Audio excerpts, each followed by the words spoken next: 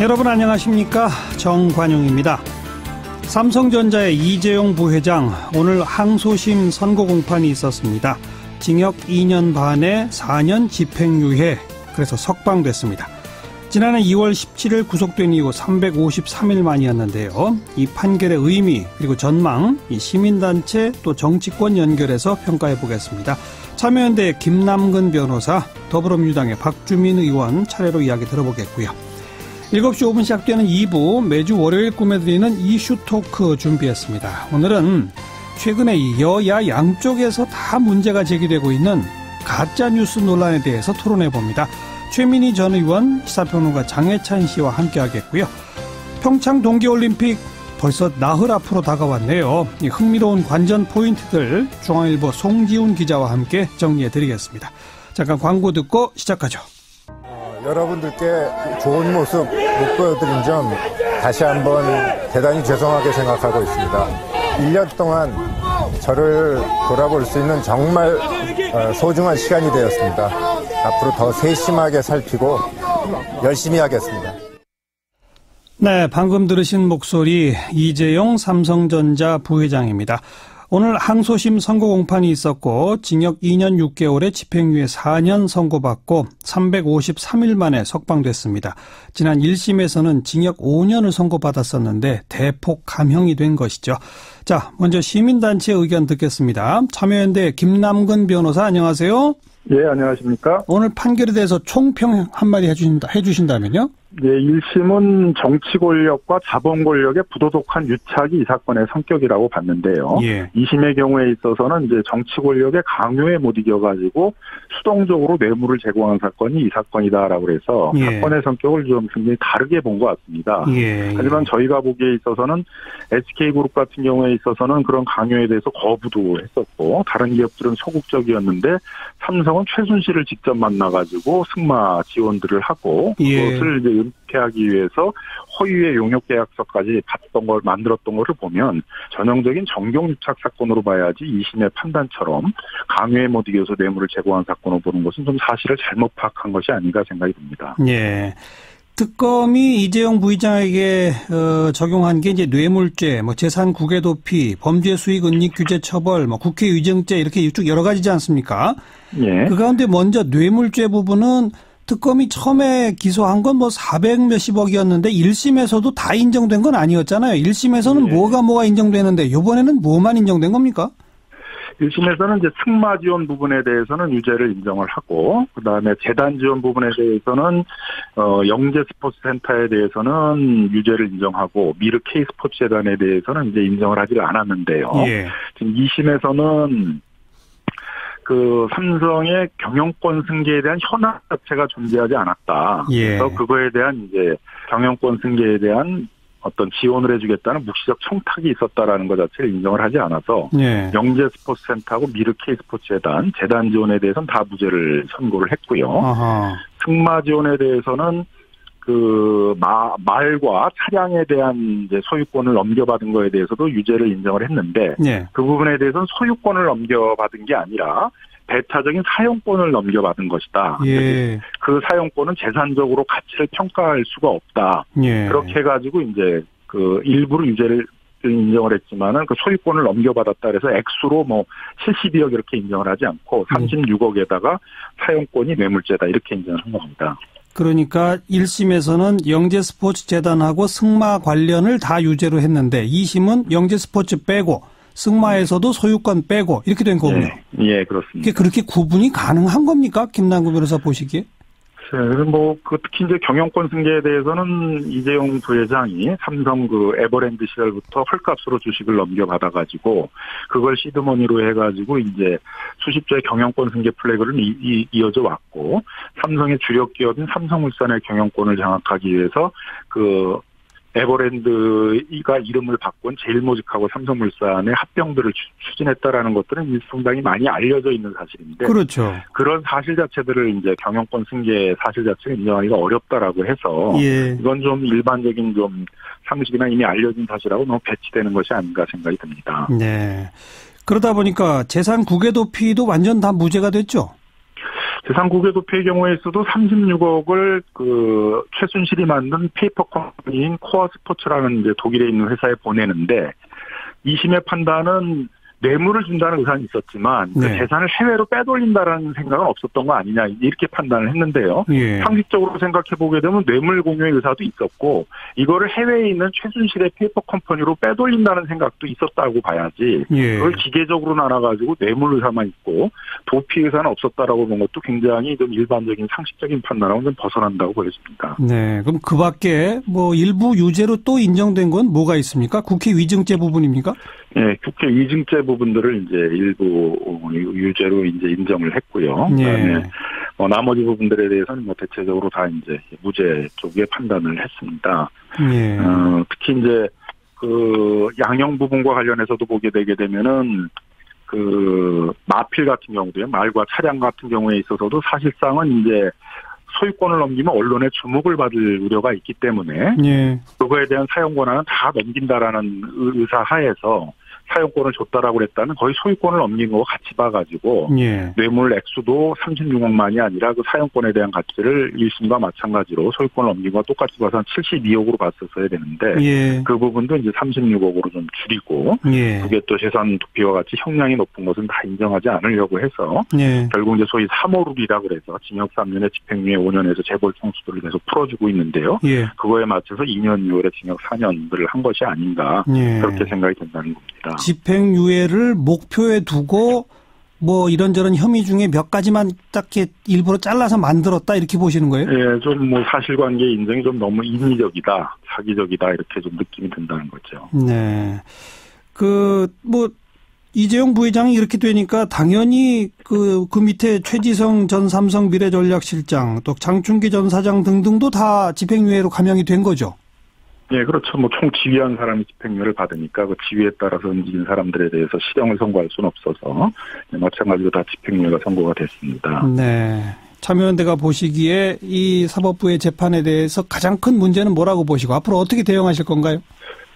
결국은 우리 사회의 가장 큰 문제점들이 국가의 국정운영 방향이라든가 정책들이 논쟁과 그런 그 논의를 통해 사회적 합의를 통해서 만들어지지 않고 음습한 정경유착의 고리에서 뒷돈을 대고 재벌 친화적인 정책과 행정들을 만들어내고 하는 것들이 문제였고 삼성 뇌물 사건은 전형적인 그런 정경유착의 한 사례인데 우리 법원이 이런 정경유착의 범죄들에 대해서 눈 감고 회피함으로 인해 가지고 앞으로도 이런 정경유착의 뿌리가 근절되지 않게 되는 것이 아닌가. 이 정경유착의 고리에 우리 사회가 발목이 묶이는 것이 아닌가라는 점이 제일 우려가 됩니다. 한때 왜 우리 사법부가 재벌에 대해서 관대하던 그 관행을 좀 깨고 막 구속도 막 시키고 좀 달라졌다 이런 평가들이 있었는데 그냥 잠깐 그랬던 거라고 보세요? 어떻게 보세요? 또 마찬가지로 이제 이런 재벌 총수들에 대해서는 이제 3호룰이라고 그래가지고 그런 어쩔 수 없이 풀어줘야 된다라는 그런 도구마에 갇혀가지고 관대한 처벌을 하게 되니까 유전무죄, 무전유죄라는 우리의 흔한 말들이 다시 또 사실 확인이 되는 게 되고 그리고 사법부의 재판에 대해서는 엄격한 사실관계에 대한 판단과 법리를 적용해서 하는 것이 아니라 미리 어떤 목표들을 정해놓고 재벌 총수들에 대해서는 관대하게 다른 일반인들에 대해서는 굉장히 엄격하게 그런 처벌하는 기준을 정해놓고 재판을 하는 것이 아닌가 해서 사법부에 대한 신뢰가 크게 떨어지게 되는 그런 또 우려도 발생을 하고 있습니다. 네, 알겠습니다. 고맙습니다. 예, 감사합니다. 참여연대 김남근 변호사였습니다. 작년 8월 25일에 이재용 부회장에 대한 1심 선고가 있었고요. 바로 그날 더불어민주당 박주민 의원 저희 프로그램에 연결해서 인터뷰를 했는데 그 인터뷰의 제목이 이재용 판결 2심 집행유예 보인다라는 제목이었습니다. 여러분 혹시 기억하실지 모르겠네요. 쪽집게처럼 예언을 한 셈이 돼버렸습니다. 더불어민주당의 박주민 의원 연결해 봅니다. 박 의원 안녕하세요. 예, 안녕하십니까. 이런 쪽집게 예언은 안 맞아도 되는데 이게 딱 들어맞았네요.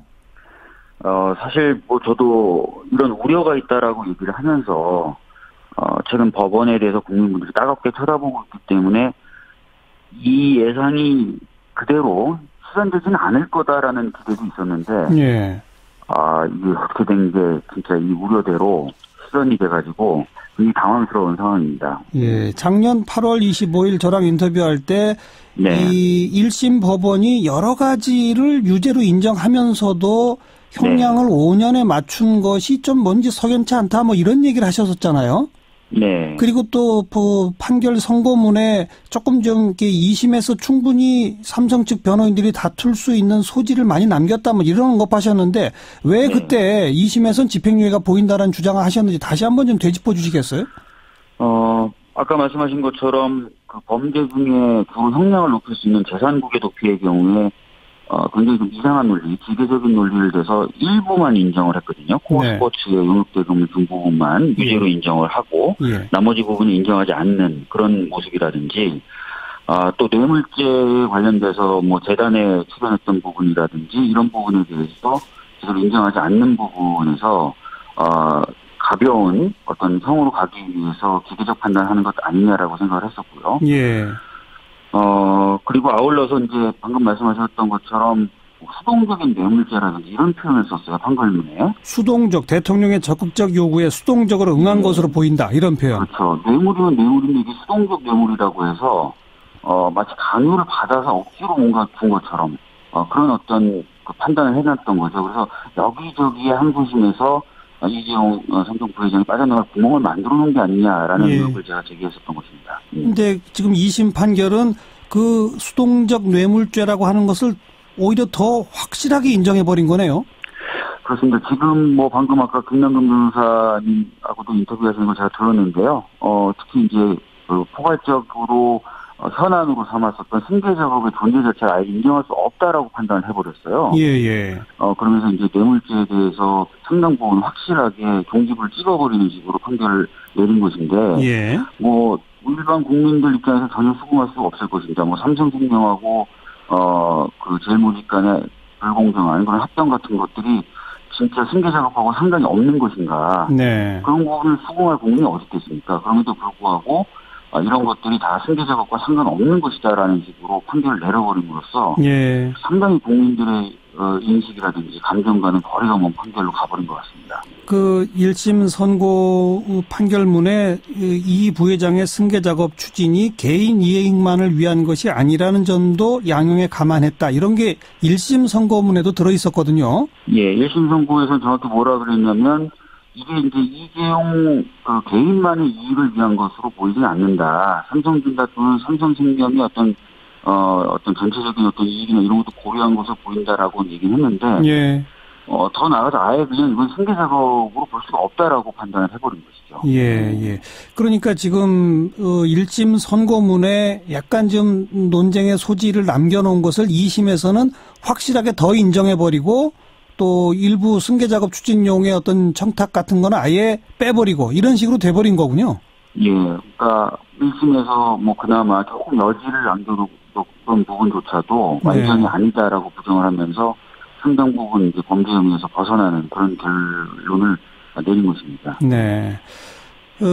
이 선고 결과가 박근혜 전 대통령 재판에는 어떤 영향을 미칠 거라고 보십니까?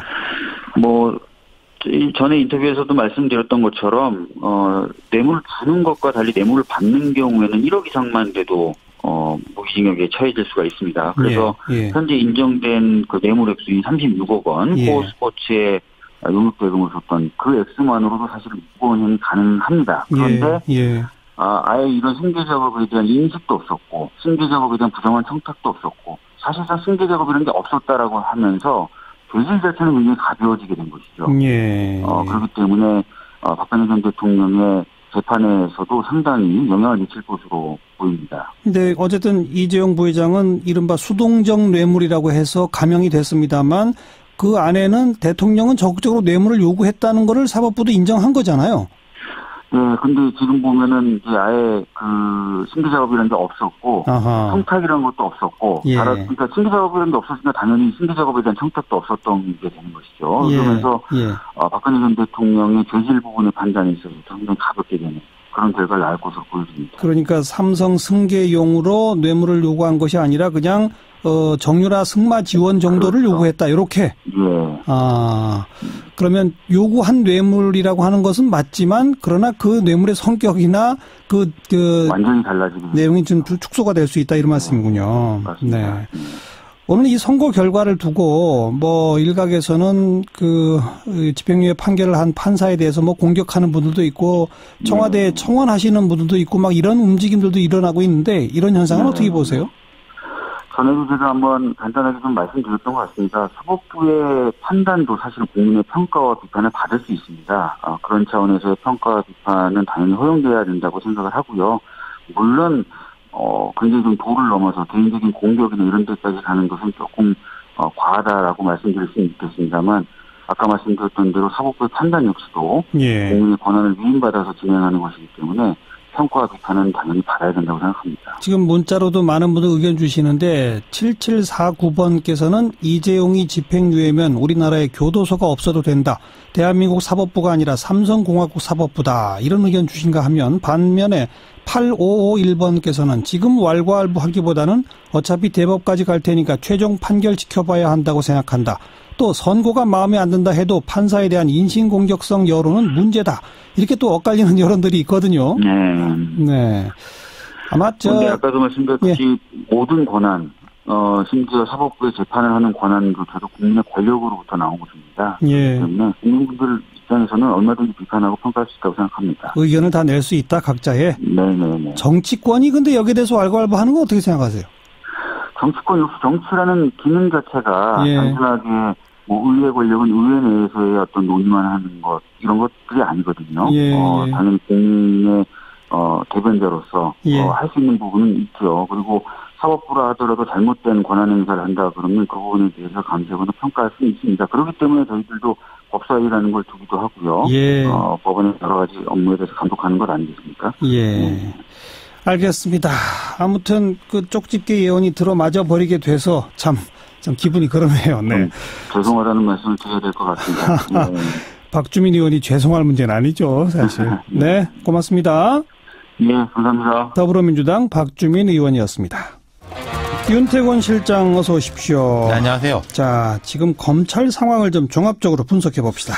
다각도로 안 좋아요. 검찰 입장에서는. 정리를 해보면 애초에 검찰개혁 이슈가 있지 않습니까? 그렇죠. 검경 수사권 조정, 공수처 설치 이런 제도적인 것들이 있죠. 그리고 적폐청산 이슈가 있어요. 이것 관련해서 검찰은 이중적 존재입니다. 이중적이라면? 적폐청산의 대상이기도 하죠. 주체이면서 대상이다. 그렇죠. 앞서 말씀드린 이 제도개혁, 인적 청산 이런 거 관련해서 적폐청산의 대상인데, 근데 이제 방금 이야기했던 뭐 이재용 부회장 재판 같은 경우나 박근혜 전 대통령 재판, 이명박 대통령 전 대통령에 대해 가지고 뭐 수사, 앞으로의 공소유지 이런 것에 관해서는 적폐청산의 주체잖아요. 최근에 법무부가 서울중앙지검의 4차장직을 신설을 했어요. 그랬어요? 이게 원래 서울중앙지검장이 고검장급이었는데 윤석열 지검장 할 때 지검장급으로 도로 낮췄습니다. 그렇죠. 아니 좀 힘을 빼겠다는 거잖아요. 근데 이게 4차장을 한 건 또 이제 늘린 거거든요. 그러네요. 그럼 이제 검찰 권력을 줄여야 한다는 데 다 동의하는데 중앙지검은 대표적으로 인지수사 기능이 강한 곳입니다. 여기 조직이 늘렸단 말이죠. 이건 또 당장의 수사가 너무 방대하니까. 적폐청산 수사가 방대하니까 이렇게 한 거죠. 적폐청산을 앞장서 수사를 통해 실현하고 있지만 정작 검찰 스스로가 개혁의 대상이 되는 복잡한 국면. 그렇죠. 게다가 서지영 검사 폭로, 뭐 미투 릴레이 이것도 또 좀 복잡하죠. 그렇죠. 이게 이제 처음에는 가해자는 뭐 안태근 전 검사장, 우병우 전 수석하고 가까운 사람이다. 그리고 최교일 자유한국당 의원이 피해자 보호를 묵살했다. 이까지만 할 때는 좀 구세력에 대한 거 이런 식으로 비춰지기도 했는데 좀 이따 나온 게 박상기 법무부 장관, 현직 장관인데 뭐 서검사의 피해 호소를 제대로 처리하지 않았다. 법무부에서도 인정했죠. 그랬죠. 거기다 복잡해지는 게 서지영 검사의 뭐 법률 대리인은 화해치유재단, 즉 박근혜 전 대통령 측하고 뭐 가까운 인사였다. 이런 또 비판을 받고 물러났잖아요. 더 복잡해졌죠. 게다가 그 임은정 검사도 나도 성추행 당한 적 있다 이렇게 그렇죠. 했죠. 근데 이것도 약간 복잡한 게요. 임 검사가 이제 서지영 검사 사안에 앞장서고 있는데 본인이 과거에 당한 일도 폭로했습니다. 10수년 전의 일인데 근데 임 검사의 폭로는 그 가해자들보다는 검찰 성추행 사건 진상규명 및 피해회복조사단 단장인 조희진 서울 동부지검장이 겨냥하고 있는 거거든요. 그 단장직 사퇴해라. 지금 그렇죠. 요구하고 있잖아요. 예, 애초부터 임 검사는 조단장 자격 없다. 네. 서지영 검사 측은 뭐 지켜보자. 우리는 별로 문제 제기할 생각 없었다. 이래가지고 좀 갈라졌는데 임 검사가 과거 자신의 피해 사실을 밝히면서 2007년에 1박 2일로 진행된 여검사 모임에서 피해 사실을 이야기했는데 아무 후속 조치가 없었다. 네. 조희진 단장님 그때 무언가 조치를 해주셨더라면 2010년에 일이 없었거나 아니면 피해가 있더라도 이후에 적절한 조치가 취해졌을 것이다. 예. 이렇게 압박을 하고 있거든요. 게다가 또 하나 더 덧붙여진 게 강원랜드 그 채용 비리 수사하는데 이거 축소 외압 받았다라는 폭로가 또 있었죠. 그렇죠. 이 또 현직 검사가 폭로한 겁니다.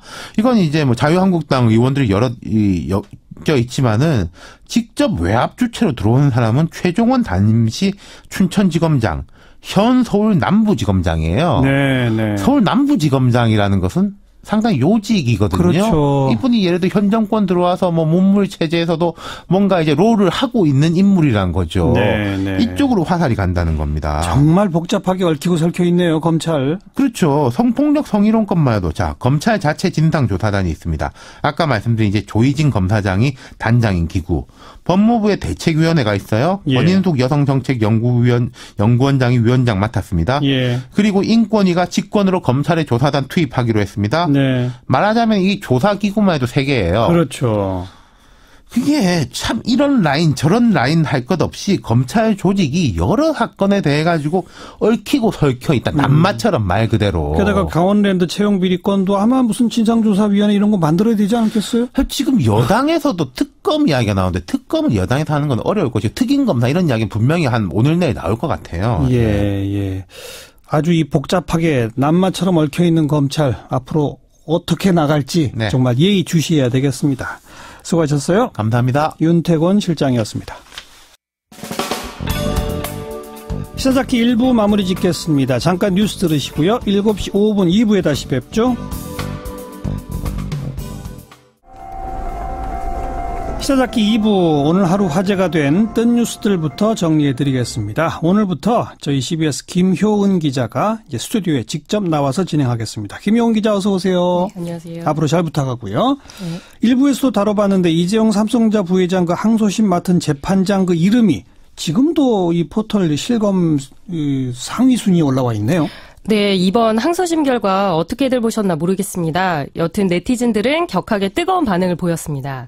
이재용 부회장에게 집행유예를 선고한 정형식 서울고등법원 부장판사가 주요 포털에서 실시간 검색 상위권에 올랐습니다. 지금도 그래요. 네티즌들의 반응은 주로 어때요? 네, 너무 거친 말은 넘기는 걸로 하고요. 유전 무죄, 무전 유죄냐라는 말부터 시작해서 혹시나 했는데 역시나였다면서 집행유예 판결을 강하게 비판하는 목소리가 많았습니다. 그리고 청와대 홈페이지에는 정판사를 파면하라는 청원 글까지 올라오고 있습니다. 청원 글. 네. 네. 네, 그 선고 직후 지금까지 관련 청원을 검색해봤더니 오후 5시 기준이었는데요. 정판사의 판결을 비판하는 내용이 10건이 넘었습니다. 그리고 사법 적폐를 도려내야 한다. 그리고 법원을 개혁해야 한다는 주장도 눈에 띄었습니다. 네. 뭐 이미 이렇게 실시간 검색어 올랐으니까 정형식 판사 어떤 사람입니까? 네, 정판사는 서울대 법대를 나와서 1988년 수원지법 성남지원에 임관했습니다. 이후 서울지법 판사와 대법원 재판연구관, 서울행정법원 부장판사 등을 거쳤고요. 그리고 정판사의 과거 판결들이 화제가 되고 있는데요. 한명숙 전 총리에게 무죄를 선고한 원심을 깨고 유죄를 선고한 판사라는 사실이 새삼 회자되고 있습니다. 아, 그렇게 또 연결될 수도 있겠네요. 다음 소식은요? 네, 평창 동계올림픽이 비상이 걸렸다는 소식입니다. 어떤 비상입니까? 네, 설사와 복통 등을 동반하는 전염병이죠. 평창에서 노로바이러스 확진 환자 36명이 발생했다고 합니다. 아이고, 그래요? 네, 오늘 올림픽 조직위원회가 밝힌 내용인데요. 예. 네, 일단 노로바이러스에 감염된 인력은 격리돼서 숙소에서 휴식을 취하고 있는 상황입니다. 대신 조직위는 군 인력 900여 명을 보안 업무에 투입하기로 했습니다. 네. 네, 그런데 문제는 노로바이러스 확진자 가운데 일부가 선수촌 보안을 담당했던 것으로 알려져서 어허. 선수촌 위생 점검도 시급하다는 겁니다. 아이고, 이거 감염 확산되지 않도록 철저하게 대비를 해야 되겠고요. 그 왜 평창올림픽 자원봉사자들 이 처우가 너무 형편없다 이런 그 지적들이 많았었잖아요. 네. 문재인 대통령이 그 자원봉사자들한테 무슨 글을 띄웠어요? 네, 오늘 문재인 대통령이 자신의 페이스북에 올린 글인데요. 일단은 그 상황에 대해서 좀 설명을 드리자면 최근 평창올림픽 자원봉사자들이 부실한 식단, 그리고 온수가 안 나오는 숙소, 1시간 이상 대기해야 하는 출퇴근 버스 등 열악한 처우를 견디지 못하고 대거 이탈하고 있다는 소식이 연일 전해지고 있는 와중이었습니다. 예. 그런데 이와 관련해서 문재인 대통령이 자신의 페이스북에 매서운 추위 속에서도 자원봉사자들이 대회를 열심히 준비하고 있어 대견하고 장하다. 헌신을 꼭 기억하겠다라고 적었습니다. 예. 그러니까 자원봉사자들에게 열정페이를 강요할 게 아니라 열악한 처우를 개선해야 한다는 여론을 의식한 것으로 보입니다. 그런 여론을 의식해서 헌신을 꼭 기억하겠다고 글만 보내면 되나요? 처우를 개선해 줘야 되겠죠. 네, 맞습니다. 네. 마지막 소식은요. 네, 올해 여성 영화인상을 수상한 감독이 성폭행 사건에 연루돼 수상이 취소됐다는 소식입니다. 어떤 사건입니까? 네, 지난해 12월에 올해의 여성 영화인상을 수상한 A 감독이 동기이자 같은 여성인 B 감독에 대해 유사 성행위를 한 혐의로 재판에 넘겨진 적이 있었는데요. 예. 지난해 12월 대법원이 징역 2년에 집행유예 3년, 성폭력 교육 40시간 이수 명령을 선고했습니다. 그러니까 재판이 진행 중일 때 상을 받은 거군요. 네, 그렇습니다. 그 비 감독은 지난 1일 미투 운동에 동참하면서 자신의 SNS에 이런 성폭력 피해 사실을 폭로했는데요. 알려서는 안 된다는 겁박과 말하면 너도 다친다는 걱정 속에 2년을 혼자 앓았다고 주장했습니다. 어쨌든 대법원에서 형이 확정되고 유죄가 인정됐다는 거 아니겠습니까? 네. 동성 감독을 성폭행했다. 이 사건 자체가 참 이례적인데 그래서 지금 어떤 조치가 취해졌나요? 네, 일단 올해 여성 영화인상 주최 측인 여성 영화인 모임은 오늘 긴급 이사회를 열어서 비 감독의 수상을 취소했습니다. 지난 2일 제보를 통해 이번 사건을 인지하게 됐다면서 수상자 선정 과정에서 사건을 면밀히 파악하지 못해 유감스럽게 생각한다고 밝혔고요. 이와 별도로 한국영화감독조합도 A 감독을 제명하기로 의결했습니다. 네, 오늘 여기까지 수고하셨습니다. 감사합니다. 김효은 기자였습니다. 매주 월요일 보내드리는 이슈 토크, 뜨끈뜨끈한 이슈를 가지고 원숙한 진보 최민희 전 의원, 젊은 보수 시사평론가 장혜찬 씨 두 분과 함께하는 시간이죠. 오늘은 가짜 뉴스 이야기를 좀 해보도록 하겠습니다. 최민희 전 의원 그리고 장혜찬 씨 어서 오십시오. 안녕하세요. 안녕하세요. 안녕하세요.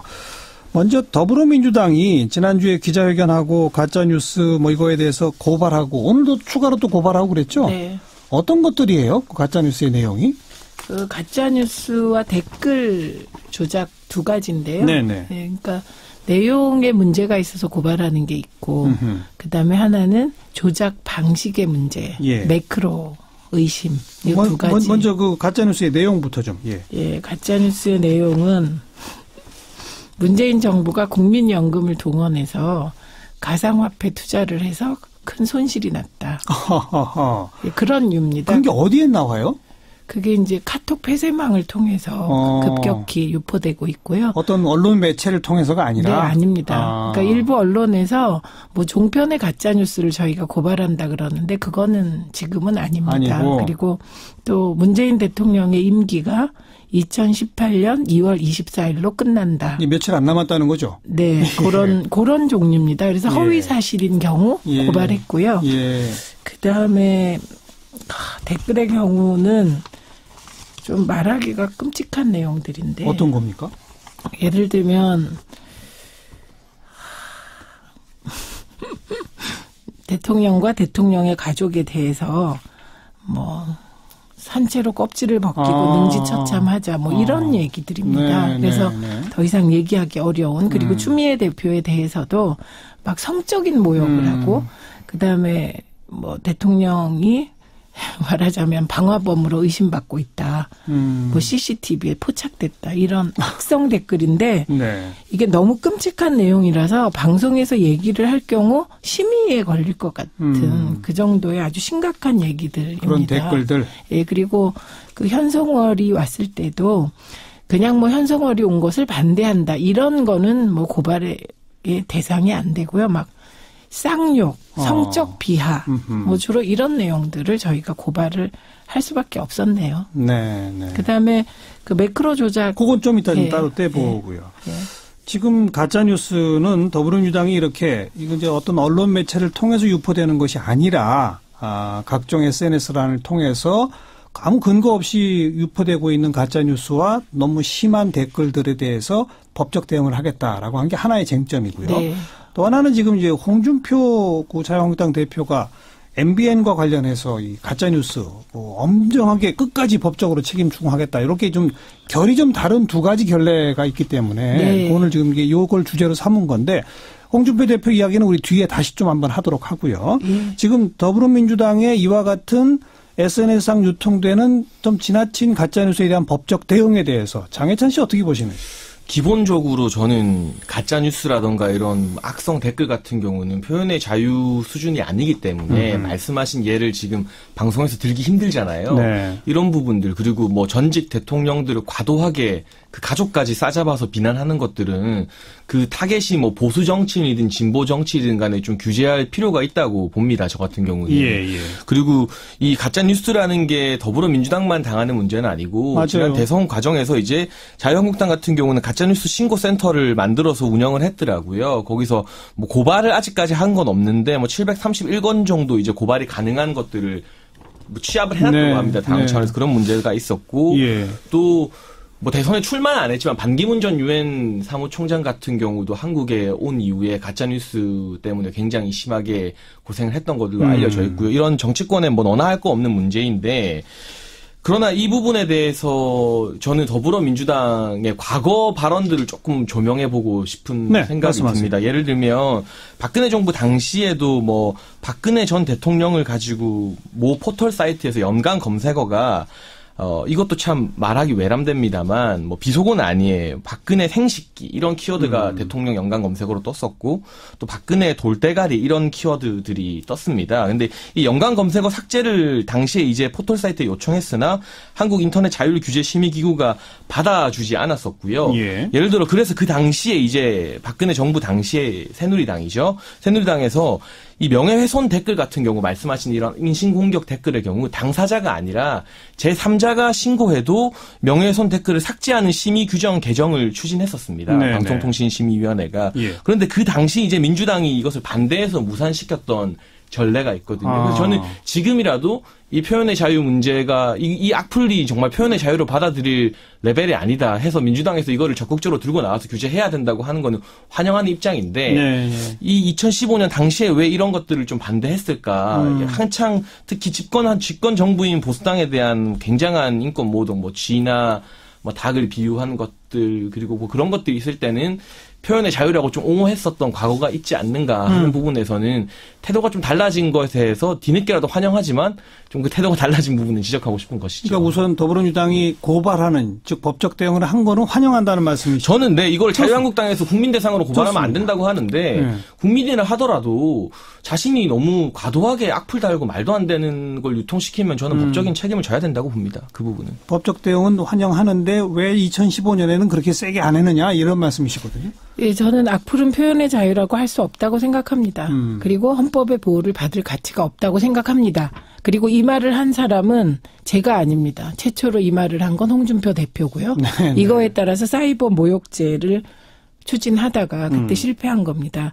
근데 우리 당이 그러면 과거에 박근혜 대통령에 대해서 지금 나온 이런 식의 뭐 사실 목을 잘라서 어떻게 하고 뭐 산채로 껍질을 벗기자 뭐 이런 얘기가 그때 나왔었냐. 그때 그런 얘기를 규제하자는 거에 반대하는 의원은 없습니다. 그 당시 다만 강도가 다르다? 예, 다만 예를 들면 이건 대단히 죄송합니다. 엑스박이라는 표현. 예, MB를 동물에 빗대서 엑스박이라는 표현. 이 표현이 그럼 이게 과연 표현의 자유 영역이냐? 아니면 이게 그 명예훼손까지 되느냐. 이거는 판단의 여지가 있다고 저는 지금도 생각하지만 개인적으로는 대통령에 대한 비하는 반대합니다. 그러나 객관적으로 봤을 때 그런 식의 닉네임 있죠. 약간 악의적인 닉네임을 문제 삼을 수 있냐. 이건 토론거리다.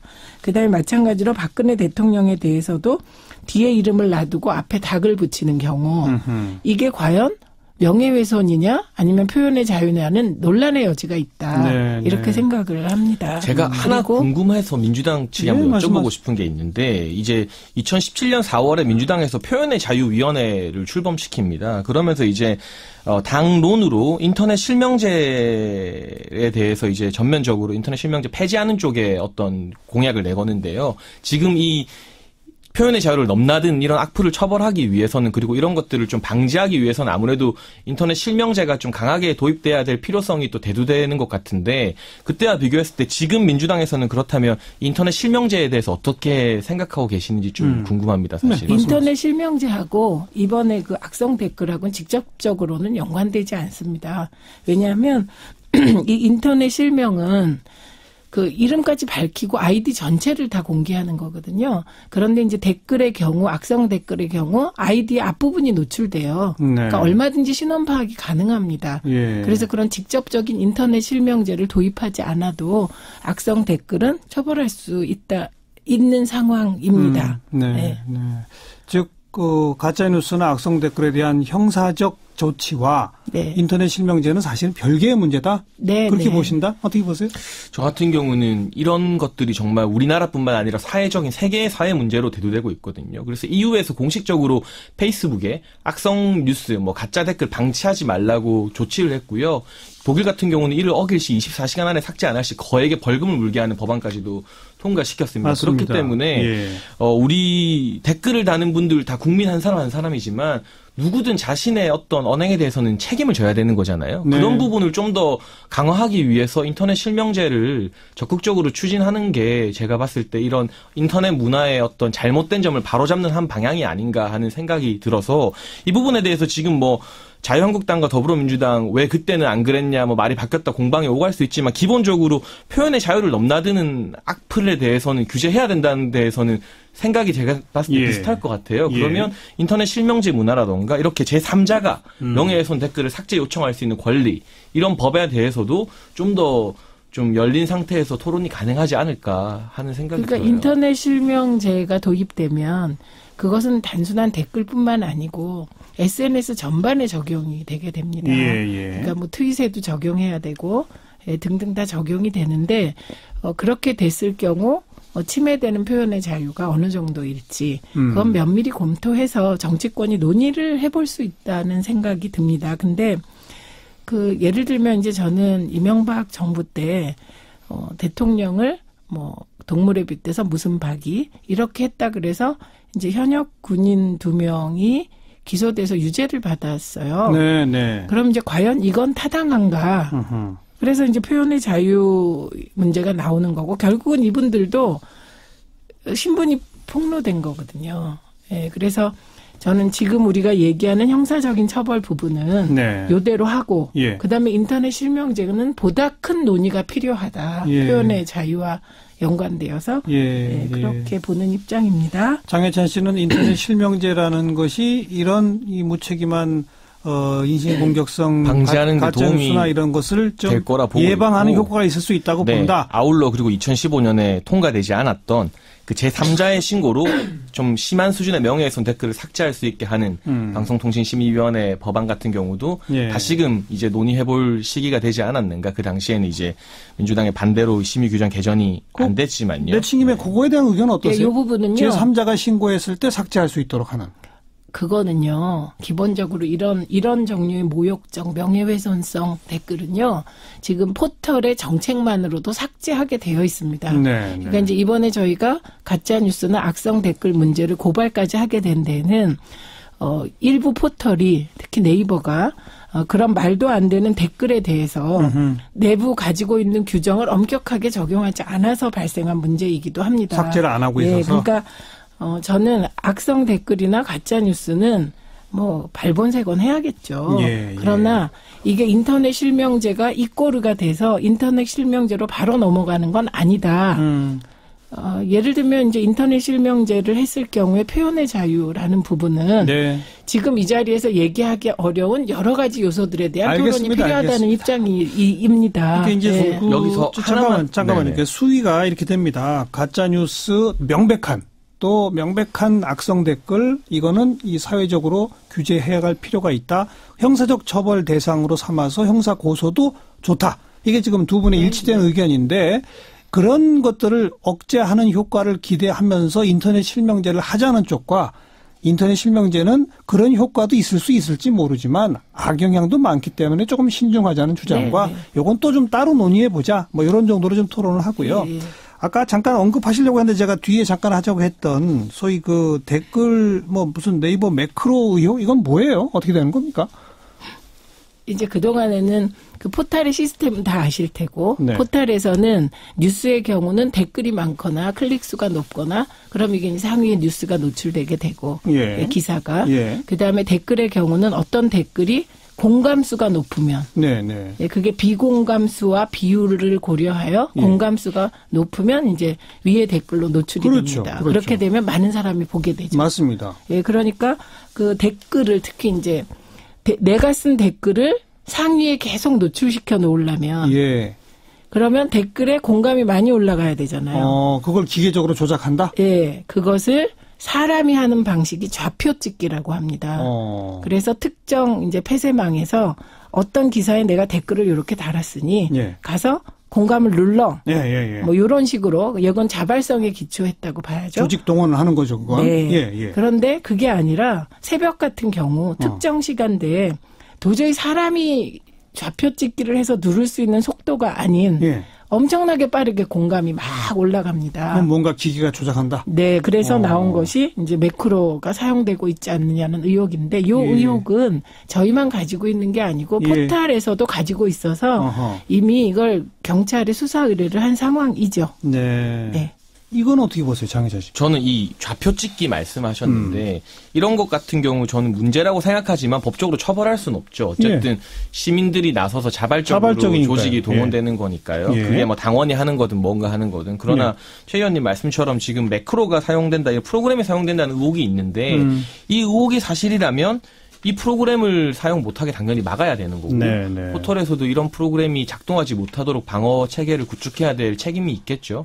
이거는 뭐 어느 쪽에서 이 프로그램을 사용했든 간에 이 프로그램을 사용하는 건 당연히 처벌받아야 된다고 생각하고요. 좋습니다. 기계적인 조작이니까요. 그런데 이제 한편으로는 이 포털에서 어쨌든 이 프로그램에 관련해서 자기들 스스로도 피해를 받고 있다고 경찰에 이제 고발해서 그렇습니다. 조사가 진행되고 있는 걸로 알고 있습니다. 아직 결과는 안 나왔지만 그런데 집권 여당의 대표께서 이 특정 포털을 거론하면서 마치 압박 주기를 하는 게 제가 우리 나중에 나올 거지만 지금 홍준표 대표가 자유한국당 홍준표 대표가 MBN에 대해서 굉장히 강경하게 나오고 있잖아요. 초강경 자세입니다. 정정보도와 사과를 받았는데도 불구하고 당사에도 이제 기자들 못 들어오게 하는 등 그것과 비추어 봤을 때 이런 여당과 야당의 대표 두 분이 한 분은 특정 포털에 한 분은 특정 언론에 이렇게 과하게 화를 내는 모습이 과연 국민들 봤을 때 또 언론이나 이런 어떤 포털에 정치권이 너무 겁박하는 모습은 보여주는 게 아닌가. 저는 그 두 모습 다 해서 좀 우려스러운 마음이 들더라고요. 그런 물타기 하시면 안 됩니다. 물타기로 본다? 네, 왜냐하면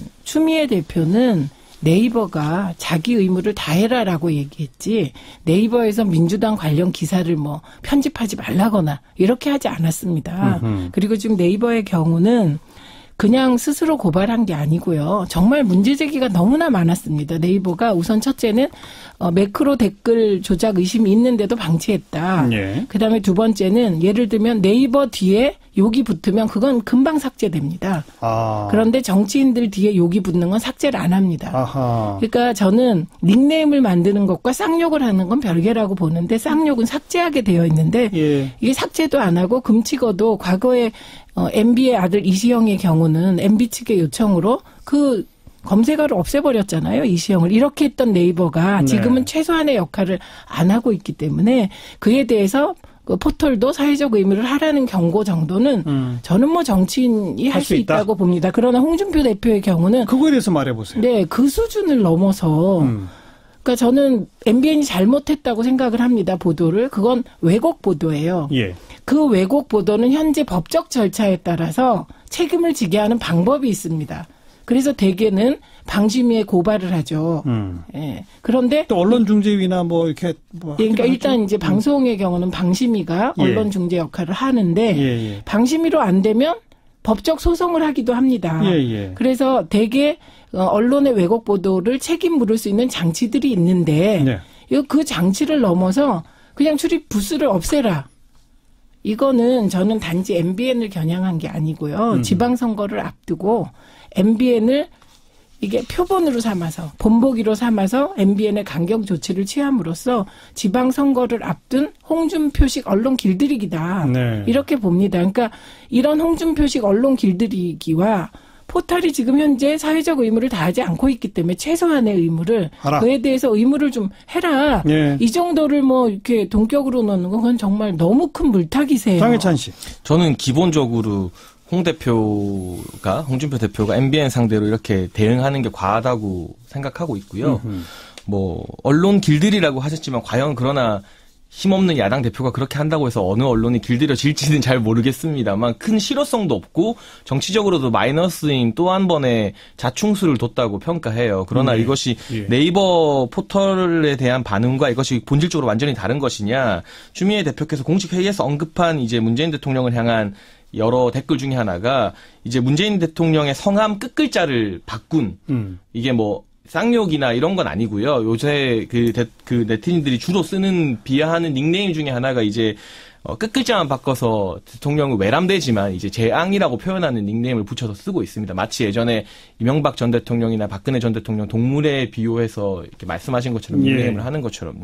이거 같은 경우는 이제 최 의원님 말씀처럼 표현의 자유 안에서 논란의 여지가 있는 어떤 수위라고 생각되는데 이걸 딱 콕 집어서 딱 거론을 하셨어요.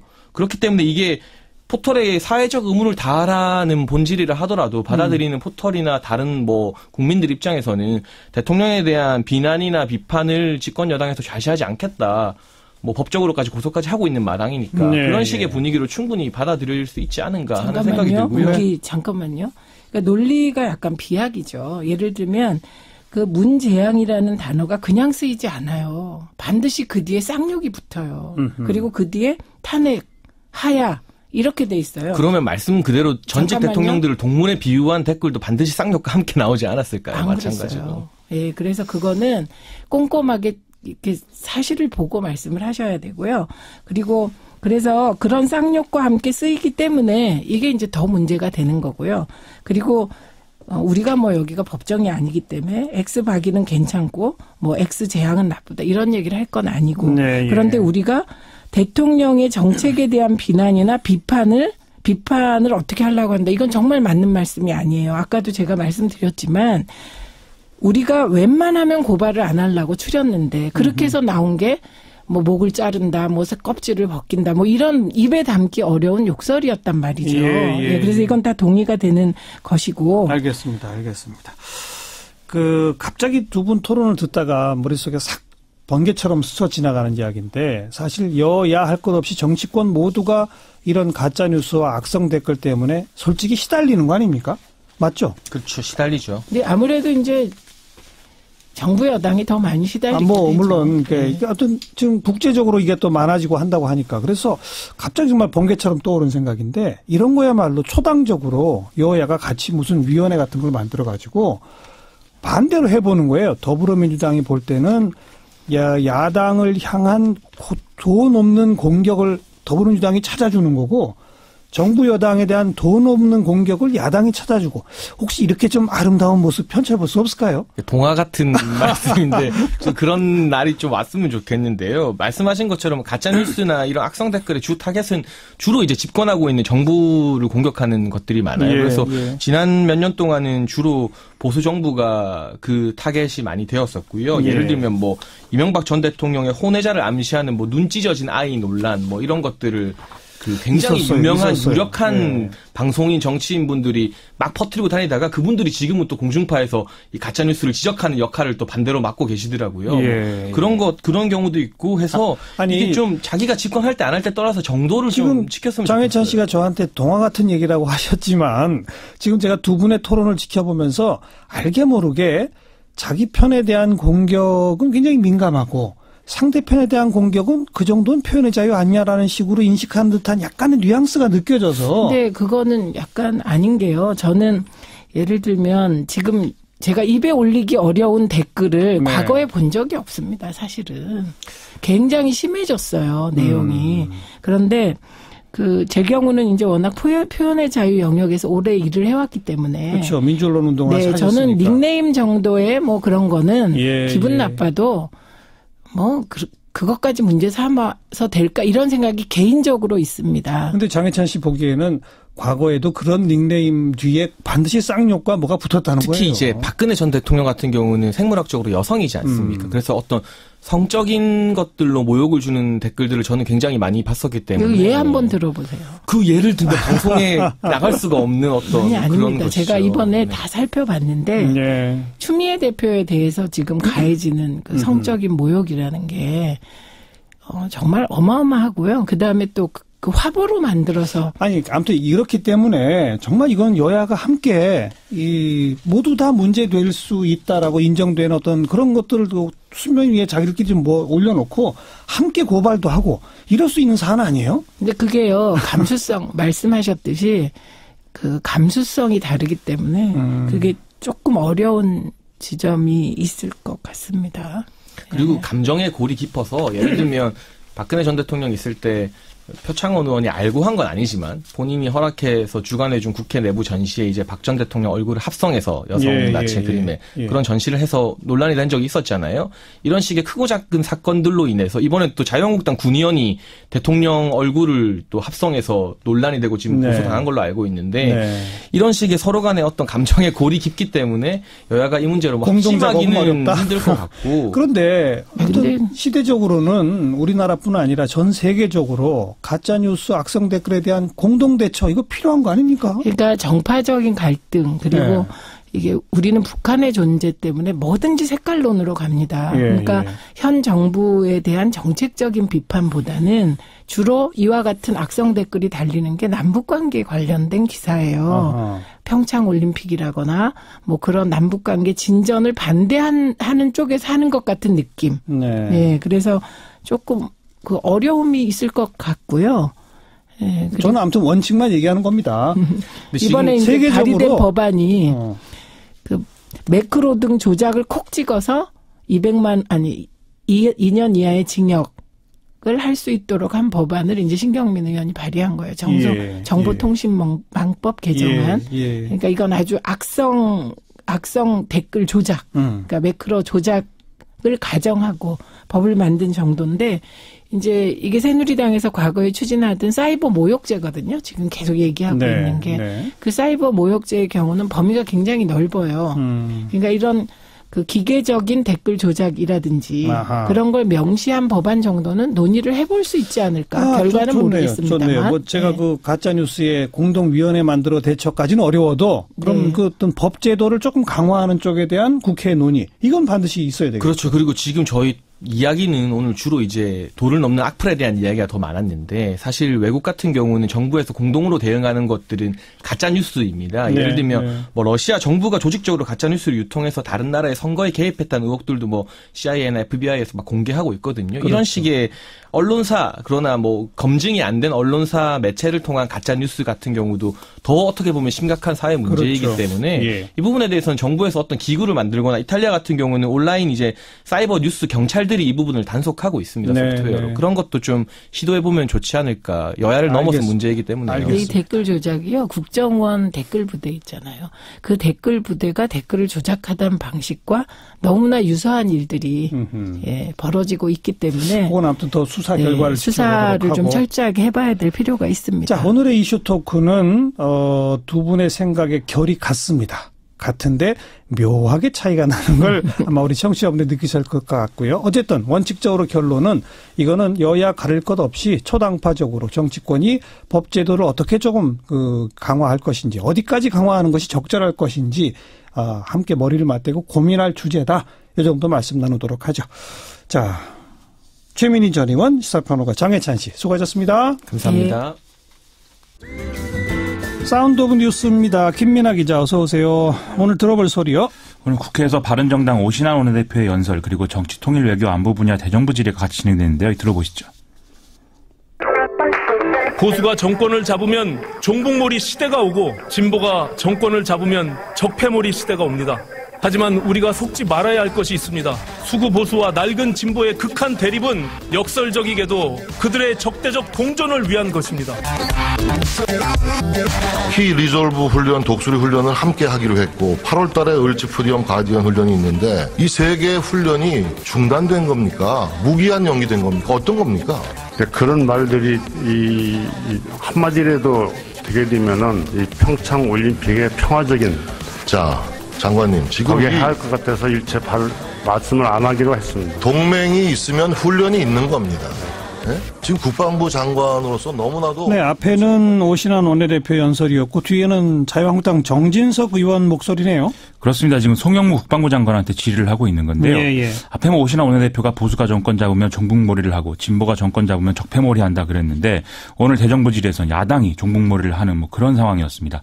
방금 들으신 대로 이제 정진석 의원이 한미 군사훈련 재개 여부를 반복해서 물었는데 이것에 대해서 이제 송영무 장관 말고도 이낙연 총리도 답변을 했는데 이것에 대해서 어떤 이렇게 못 알아듣느냐라고 얘기하는 바람에 야당이 항의해서 고성에 오가기도 했거든요. 또 국민의당 이원주 의원도 북한이 평창 동계올림픽 개막식 날짜에 열병식을 강행하면 중지를 요구하거나 항의를 해야 된다라고 했는데 통일부 장관이 여기에 대해서는 구체적 계획이 없다라고 대답을 하니까 장관은 북한의 대변인이냐 이렇게 묻기도 했다는 거죠. 또 자유한국당 안상수 의원도 이낙연 총리한테 북한 대변인인 것 같다 이렇게 얘기해서 좀 화제였습니다. 여당 의원들은 주로 뭘 물어봤습니까? 오늘 나온 이제 가장 뜨거웠던 얘기 중에 하나는 강원랜드 채용비리 의혹인데요. 예. 국회 법사위원장인 자유한국당 권성동 의원이 연루되어 있다는 의혹이 있다. 이게 이제 고려가 된 것이죠. 앞서 춘천지검 안미연 검사는 최영집 전 강원랜드 사장의 채용비리 의혹을 수사하는 과정에서 권성동 의원의 외압으로 불구속 수사 지시까지 받게 되는 이런 상황이 있었다. 이렇게 주장한 바 있는데요. 예. 일부 의원들은 특검 도입까지 언급을 했는데 박상기 법무부 장관은 이런 사건들을 보면서 공수처가 필요하다는 걸 다시 확인했고 독립적이고 중립적 기구를 통해서 진상조사를 하겠다 이렇게 답변을 했습니다. 자, 바른정당 국민의당 통합은 지금 어떻게 돼가요? 오늘 바른정당이 전당대회 열어서 국민의당하고 통합안을 의결했는데요. 유승민 대표가 동서화합과 개혁적 보수의 정치를 하겠다 이렇게 같이 얘기를 했습니다. 국민의당 전당원 투표가 8일에 진행되고 그러면 오늘 13일에 국민의당과 바른정당의 어떤 통합 전당대회 격으로 수임기간 합동회의가 진행이 되는데 이러면 이제 합당 절차는 마무리되는 것이고요. 새로운 당명은 아시다시피 지난 2일에 미래당으로 결정이 됐습니다. 예. 이외에 이제 안철수 대표 거취 문제 이게 논란이 된 바 있지 않습니까? 그렇죠. 그 영향으로 국민의당 박주선 국회 부의장이 유승민 대표와 공동대표를 같이 맡는 방안이 지금 유력한 것으로 보도가 되고 있습니다. 네, 다음 뉴스요. 오늘 이명박 정부 당시 국정원이 청와대에 특수활동비를 상납했다는 의혹 관련 김백준 전 청와대 총무기획관이 구속 기소됐는데요. 화제가 되고 있는 것은 검찰이 이 사건의 주범을 이명박 전 대통령으로 판단했고 김백준 전 기획관은 방조범이다라고 공소장에 적시했다는 것입니다. 예. 이것은 김백준 전 기획관이 이명박 전 대통령에게 이제 국정원에서 돈이 올 것이니까 받아둬라 이렇게 지시를 받아서 돈을 받았다 이렇게 진술한 것에 따른 것인데요. 이에 따르면 이명박 전 대통령이 특활비 수령과 보관 과정도 직접 챙겼다는 것이거든요. 그러면 사실상 핵심 피의자격이 돼서 기소가 불가피해진다. 이게 이제 언론 분석입니다. 언론은 평창 동계올림픽 이후에 이명박 전 대통령 소환 가능성을 높게 보고 있는데 검찰은 아직 소환 시기를 정하지는 않았다라고 하고 있습니다. 이런 공소장 내용에 대해서 이명박 전 대통령 쪽 입장은 어떻습니까? 전직 대통령을 일방적으로 주범으로 규정한 것은 모욕을 주기 위한 전형적인 짜맞추기식 수사이다. 그런 특활비라는 체계가 있는 것도 몰랐다 이런 얘기인데요. 하지만 검찰은 김백준 전 기획관을 공소장의 방조범으로 적시하면서 주범을 명시하지 않을 수는 없었다. 그리고 애매모호한 상황을 가지고 전직 대통령의 이름을 적지는 않았다 이렇게 얘기하고 있습니다. 이명박 전 대통령 측근들의 그간 증언들이 이명박 전 대통령의 어떤 이런 지위를 일관되게 드러나고 있다 이렇게 본다는 것이죠. 네, 일촉즉발이네요. 그렇습니다. 다음 뉴스요. 오늘 문재인 대통령이 수석부장관 회의에서 정부의 개헌안 마련을 지시했는데요. 문재인 대통령은 6월 지방선거 때 개헌 국민투표 동시 실시를 위해서 모든 노력을 다하겠다라면서 여야가 개헌 관련 협의를 시작한 것은 다행인데 아직도 원칙과 방향만 있고 구체적 진전이 없어서 안타깝다 이렇게 얘기를 했습니다. 따라서 대통령 자문기구인 정책기획위를 중심으로 정부 개헌안을 준비하라는 것이죠. 국회는 여전히 합의를 못하고 있는 거잖아요. 더불어민주당이 지난 2일에 사실상 대통령 4년 중임제를 당론 채택하면서 앞으로의 권력구조 개편에 대한 협의는 좀 어려워질 전망입니다. 네. 문재인 대통령은 이전에 지방분권을 비롯해서 합의가 가능한 일부 기본권 중심으로 1차 개헌을 하고 나머지에 대해서는 2차 개헌을 하는 방식을 시사한 바도 있는데요. 하지만 최근 보수 언론 등의 보도를 보면 기본권 부분에 대해서도 사회주의 개헌이라는 등의 어떤 이념적 쟁점이 형성되는 그런 기류가 있어서 그렇죠. 이것과 관련해서도 국회 협의 과정은 순탄치 않을 것이다 이런 상황입니다. 다음 뉴스요. 북한이 어젯밤 김영남 최고인민회의 상임위원장을 단장으로 하는 평창 동계올림픽 고위급 대표단을 보내겠다 이렇게 이렇게 밝혔는데요. 청와대는 이에 대해서 북한 헌법상의 행정수반이 우리나라에 오는 것은 처음이다라면서 환영한다는 입장을 밝혔습니다. 김영남 상임위원장은 북한에서 내려올 수 있는 인사 중에 형식상 최고위급이기 때문에 문재인 대통령과 접견을 해서 회담하는 방안이 지금 검토 중인데요. 다만 이것과 구체적인 거는 뭐 북한 선발대와 협의를 해야 되고 1대1 회담이냐 뭐 이런 형식 문제는 아직 결정한 바 없다라는 것입니다. 네, 김영남 상임위원장이 외형상으로는 최고위급이지만 실권은 없다면서요? 북한은 국가보다 당이 위에 있기 때문에 그리고 또 김영남 의장이 오랫동안 국가 수반을 맡았고 나이도 많다라는 점 때문에 이제 그런 지적이 나오는데요. 다만 함께 내려오는 고위급 대표단에 최룡해 조선노동당 중앙위 부위원장이 포함이 된다면 좀 더 실질적인 내용에 대해서 협의가 가능할 수도 있다. 이런 이제 보도도 나오고 있습니다. 하지만 이제 최룡해가 올 가능성은 크지 않다라는 게 덧붙여서 이제 같이 보도가 되고 있고요. 주목해 볼 만한 건 과거 남북 관계가 좋을 때 김정일 국방위원장이 서울에 답방을 하겠다 이 얘기를 하면서 먼저 김영남 상임위원장을 보내겠다 이 얘기를 했다는 거거든요. 이렇게 보면 김정은은 장기적으로 정상회담 개최 가능성까지 염두에 두고 이런 조치를 취했다라고 볼 수도 있을 것 같습니다. 예, 어쨌든 형식상 국가 수반이니까 그렇죠. 네, 수고하셨어요. 고맙습니다. 김민아 기자였습니다. 평창 동계올림픽 그 개막이 이제 나흘 앞으로 다가왔습니다. 지난 토요일 개막식 리허설도 무사히 마쳤다고 하고 선수촌에도 속속 선수들의 입촌이 지금 되고 있습니다.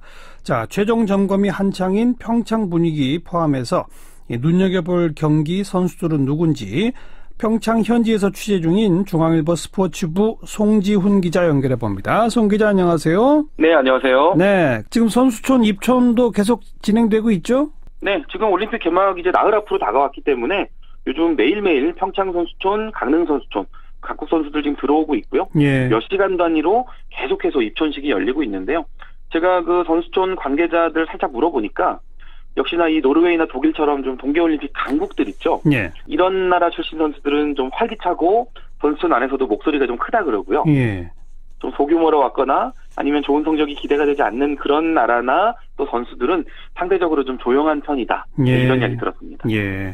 우리 그 여자 아이스하키 남북 단일팀이 스웨덴하고 경기에서 우리가 3대1로 졌잖아요. 네. 근데 원래는 우리가 뭐 한 10대0 이렇게 지던 그런 팀이라면서요? 스웨덴이 강팀이라면서요? 스웨덴이 세계적인 여자 아이스하키에서는 상당히 강국이고요. 그리고 말씀하신 대로 예전에 우리가 10골 차 이상으로 이렇게 패배하던 그런 시절이 있었고 우리가 작년에 평가전을 2번 했는데 그때도 다 3골 차로 졌습니다.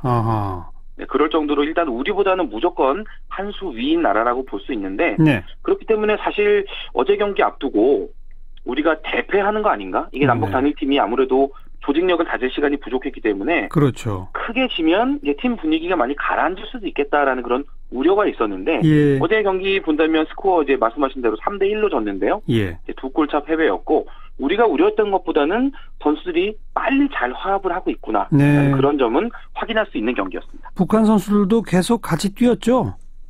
네, 그 북한 선수들 어제 이제 출전 선수 전부 다는 아니고 이제 우리 선수들 이제 사이사이에 섞여서 공격수 3명 그리고 수비수 1명이 나왔는데요. 우리가 예상했던 것보다 팀에 잘 녹아들었습니다. 그래서 어제 경기 끝나고 나서 그 캐나다 출신의 세라머리 감독이 북한 선수들 적응력이 생각보다 참 빨랐다. 그 부분이 만족스러웠다라는 그런 이야기를 했습니다. 아이스하키 말고 또 다른 그 북한 선수들도 지금 다 와 있지 않습니까? 네, 지금 그 분위기가 어때요? 있죠. 그 선수들 지금 쇼트트랙 쪽에서는 이제 조금씩 훈련을 하고 있거든요. 그러니까 처음에는 우리나라 들어왔을 때 그 표정도 많이 굳어 있었고 또 기자들이 질문해도 좀처럼 입을 열지 않는 좀 경계심이 느껴지는 그런 모습들이었는데 이제 한 사나흘 정도 지나다 보니까 새로운 환경에 좀 적응도 되고요. 또 매일 훈련하러 나가고 들어올 때마다 이제 기자들과 항상 마주치니까 이제 좀 눈에 익은 것 같아요. 조금씩 말문을 열고 생각을 표현하기 시작하는데 특히나 지금 매일 같이 훈련하는 특히 아이스하키 선수들 같은 경우는 우리 선수들과 함께 있을 때 상당히 친밀하게 말하고 또 행동하고 있다. 이런 증언들이 많이 나오고 있습니다. 우리나라는 이 동계 스포츠가 워낙 좀 취약하다 보니까 각 분야별로 이 세계적인 유명 스타 잘 모르잖아요. 그래서 이번 동계올림픽에서 우리가 좀 눈여겨볼 선수들 설상 종목에 누구누구, 뭐 빙상 종목에 누구누구 이거 조금 소개해 주세요. 일단 설상 쪽이 아무래도 우리나라의 그 스포츠 팬들이 많이 잘 모르시니까 제가 소개를 좀 먼저 드리려고 하는데요. 이번에 설상 종목으로 우리나라 오는 선수 중에 황제도 있고 여제도 있고 요정도 있습니다. 네, 황제는 스노보드 하프파이프의 션 화이트 선수인데요. 미국 선수인데 지난달에 열린 하프파이프 월드컵에서 완벽한 연기를 보이면서 전 세계를 통틀어서 남녀 한 명씩만 기록한 100점 만점을 받았거든요. 네, 네. 그러니까 예전 체조 요정 코마네치 선수의 무결점 연기, 그런 정도의 아주 깔끔한 연기를 보여줬다라고 이제 생각하시면 될 것 같은데 내일 우리나라 들어올 예정이고요. 또 여제는 알파인 스키 활강의 린지본 선수입니다. 골프 좋아하신다면 예전 그 타이거 우즈 선수 여자친구로도 많이 알려졌던 그런 선수인데. 아, 이름이 귀에 익었다 했더니 그렇게 해서 알게 됐군요, 우리가. 네, 그렇습니다. 어제 그 스키 월드컵에 또 우승하면서 개인 통산 81승을 거뒀거든요. 네. 지금 남녀 합쳐서 이 스키 종목에서 역대 최다승이 지금은 은퇴한 스탠마르크라는 선수가 갖고 있는 86승인데요. 이 기록에 5승 차이로 다가선 그런 상황에서 이제 우리나라를 방문하게 됩니다. 또 요정은 이제 린즈본 선수의 미국 대표팀 동료이자 라이벌 미카엘라 시프린 선수인데요. 린즈본 선수는 이 속도를 겨루는 활강 쪽에서 가장 실력을 인정받는 선수라면 이 시프린 선수는 속도 관련 종목 그리고 기술 관련 종목을 모두 다 잘하는 활강미인입니다. 예. 그리고 빙상 종목에서는 쇼트트랙 하면 뭐 우리나라가 가장 대표적이고 그 스피드에서도 이상화 선수 우리나라 선수들도 꽤 있고 그렇죠? 네. 세계적인 스타는 누굴 또 주목해야 합니까? 아무래도 이상화 선수의 라이벌 이번 평창에서 3관왕에 도전하고 있는 일본의 고다이라 나오 선수, 이제 스피드 스케이팅 쪽에서는 이제 유명한 그리고 또 우리가 주목할 만한 선수고 또 네덜란드 출신의 장거리 황제 스벤 크라머 선수가 있습니다. 이 선수 이제 5,000m 올림픽 3연패에 도전하거든요. 대단한 선수고요. 그리고 또 피겨 스케이팅에서는 남자부에는 일본인 한유 유주루 선수 그리고 여자부는 러시아의 메드베데바 선수가 최고 스타들인데 이 두 선수 둘 다 별명이 한유 선수 같은 경우는 남자 김연아 그리고 여자부 같은 경우는 메드베데바 선수 같은 경우는 김연아의 후계자 그런 별명들로 불리고 있습니다. 아, 전부 김연아가 이게 딱 앞에 붙으니까 기분이 좋네요. 네. 아무래도 이제 그 피겨 종목에서는 잘하는 선수의 기준이 되는 거죠. 네. 그나저나 평창에 오는 선수 중에 최고 몸값의 선수는 누굽니까? 사실 제가 지난번에 출연했을 때 이 동계올림픽 인기의 절반은 아이스하키에서 나온다. 이런 얘기 한번 해드린 적이 있었는데요. 만약에 아이스하키에서 그 북미 아이스하키 리그 NHL 선수들이 참여했다면 아마도 그 선수들이 최고 몸값 리스트를 싹쓸이를 했을 텐데요. 이 NHL 선수들이 나오지 않기 때문에 제가 앞에서 소개해드린 스노보드 황제 션 화이트 선수가 지금 몸값이 가장 높은 선수로 평가를 받거든요. 연소득이 $10,000,000, 우리 돈 한 110억 원 정도를 벌어들이는 것으로 알려져 있고 아시아 1위는 지금 김연아 선수가 은퇴한 뒤로 아까 방금 제가 소개해드린 남자 피겨 한유 유주루 선수인데요. 연간 $200,000,000, 우리 돈 한 22억 원 정도의 수입을 올린다라는 그런 외신 보도가 나왔습니다. 참고로 김연아 선수가 그 지난 2010년 밴쿠버 올림픽 때 연소득이 $7,500,000, 우리 돈 80억 원 정도로 알려지면서 그때 당시 밴쿠버 올림픽 소득 1위였거든요. 네, 정말 김연아 선수는 실력뿐만 아니라 대단하군요. 소득에서도 타의 추종을 불허하는 선수였습니다. 이번 평창 올림픽에 꼭 봐야 할 최대 라이벌전 뭐가 있습니까? 가장 한 개만 꼽는다면 일단 제가 앞에서 말씀드렸던 스피드 스케이팅 여자 500m 이상화 선수와 고다이라 나오 선수의 맞대결 주목할 만한데요. 이상화 선수는 올림픽 3연패 그리고 고다이라 나오 선수는 3관왕에 도전하고 있습니다. 네. 그리고 참가만으로 화제가 되는 선수들 꼭 있잖아요. 그 이번 평창올림픽에 1인 선수단을 참가하는 나라가 제가 찾아보니까 총 18개 나라가 있어요. 18개나 선수가 딱 한 명이에요? 네네. 그 전체 참가국이 지금 92개 나라인데 19.6%가 한 명의 선수단만 보내는 나라들입니다. 아무래도 동계올림픽의 그런 저변이 넓지는 않다라는 걸 이런 데이터라도 볼 수 있는데 그 리우올림픽 당시에 근육질 기수로 화제를 모았던 그 퉁가의 태권도 선수가 있어요.